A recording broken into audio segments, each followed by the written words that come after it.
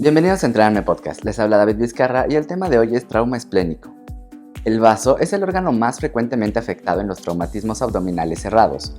Ocurre hasta en un 60% de los casos. Otras lesiones graves pueden asociarse con un traumatismo del vaso, por lo que deben buscarse durante la evaluación del paciente.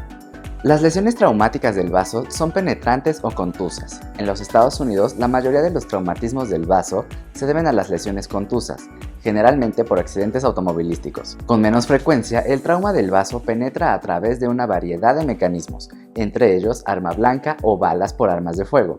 Una historia de traumatismo en el cuadrante superior izquierdo debe aumentar la sospecha de lesión esplénica. El paciente puede presentar un signo de Kerr, que es dolor en el hombro izquierdo que empeora con la inspiración. La sensibilidad abdominal y los signos peritoneales son presentaciones comunes y deben justificar una evaluación adicional. Puede haber contusiones en la pared abdominal, hematoma o esplenomegalia. Un examen físico normal no debe excluir una lesión esplénica en un paciente con antecedentes o síntomas positivos. Como todo traumatismo, se debe realizar la evaluación primaria siguiendo el protocolo ATLS. Como parte de la evaluación primaria, se debe usar un examen FAST en pacientes hemodinámicamente inestables para evaluar la necesidad de intervención quirúrgica urgente.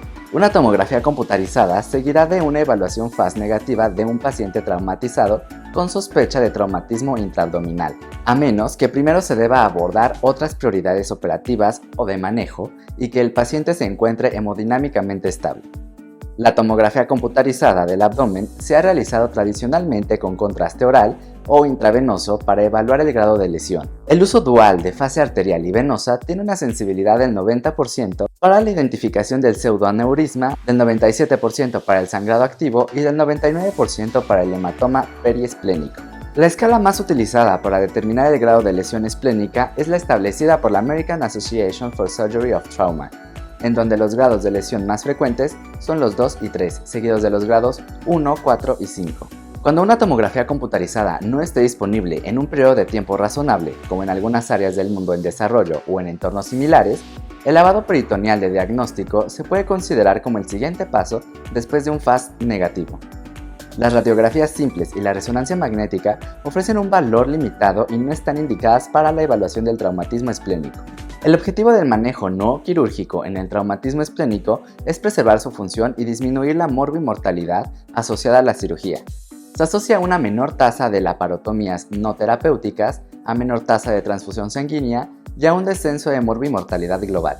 El tratamiento conservador debe ser valorado como opción terapéutica en un paciente que se encuentre hemodinámicamente estable con independencia del grado de la lesión esplénica. No obstante, hay una correlación directa entre el grado de lesión y la tasa del fracaso del tratamiento no quirúrgico. Actualmente se estima una tasa global de fracaso del 10% en el TNO. Se han descrito varios factores de riesgo asociados a dichos fracasos, por ejemplo el grado de lesión, presencia de gran hemoperitoneo, exacerbación de contraste en la prueba de imagen, hipotensión arterial a su llegada, lesión cerebral asociada y la necesidad de transfusión sanguínea.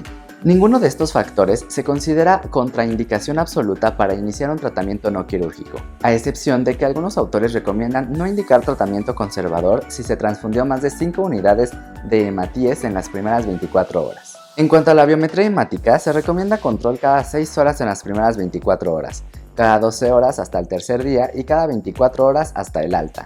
No existe consenso sobre cuándo iniciar la profilaxis para la trombosis venosa profunda. En un estudio retrospectivo realizado con 328 pacientes, el inicio temprano con heparina de bajo peso molecular entre las 48 y 72 horas desde el ingreso no se asoció a un aumento de sangrado ni a mayor fracaso del tratamiento no quirúrgico. En los últimos años se observa cierta tendencia a disminución del fracaso del tratamiento no quirúrgico debido a la introducción de la arteriografía y la embolización, sobre todo para los grados 4 y 5. Las indicaciones de la angioembolización incluyen absolutas, grados 4 y 5 en ausencia de otras lesiones de paciente estable y exacerbación de contraste periesplénico, y relativas en grados 1, 2 y 3 en presencia de indicios de exacerbación de contraste en TAC, lesión intravascular esplénica asociada como pseudoaneurisma o fístula arteriovenosa, hemoperitoneo moderado y disminución de los niveles de hemoglobina durante el manejo conservador.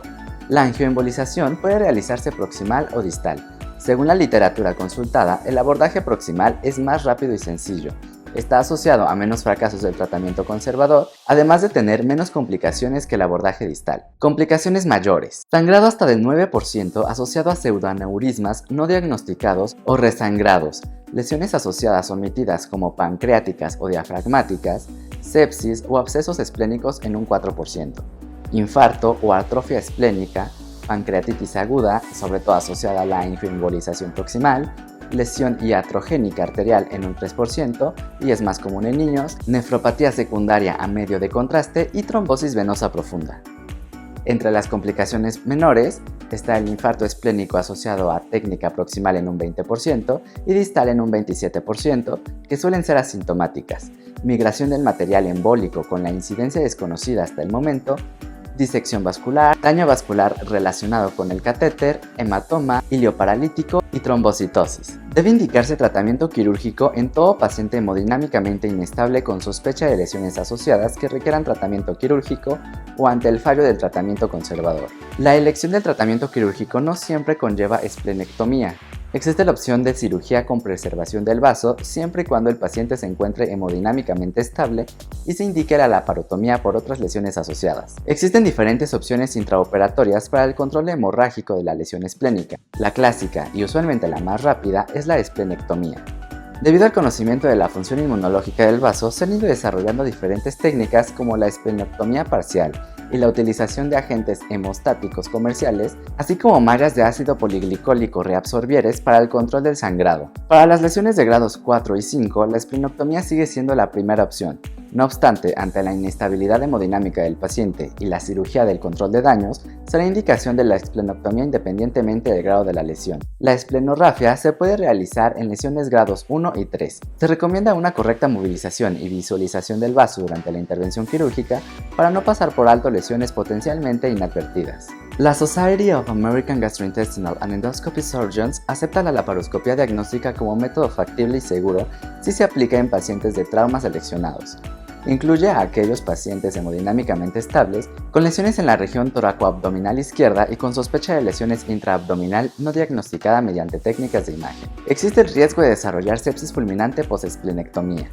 El periodo máximo de riesgo de infección grave se encuentra en los primeros 3 a 5 años tras la cirugía y se mantiene durante el resto de la vida del paciente en un 5%. En niños se describen incidencias entre el 2, 4 y el 11%. El resto de las complicaciones asociadas a la cirugía están más relacionadas con la presencia de lesiones asociadas que por la esplenectomía per se. Para su prevención se recomienda la vacunación frente al neumococo e influenza a las 2 semanas de la esplenectomía, basados en un nivel de evidencia 2 y 3, así como también en aquellos pacientes que desarrollen hipoesplenismo tras el tratamiento conservador. Estos pacientes deben saber que son más susceptibles a la malaria que el resto de la población, por lo que pueden seguir estrictamente la profilaxis antimalárica correspondiente al área endémica a la que viajen. No hay acuerdo sobre el uso generalizado de la profilaxis antibiótica en todos los pacientes esplenectomizados. Dado el mayor riesgo de sepsis en niños y adolescentes, se recomienda la profilaxis en todo menor de 16 años, así como en pacientes mayores de 50 años y en aquellos con mala respuesta serológica a la vacuna.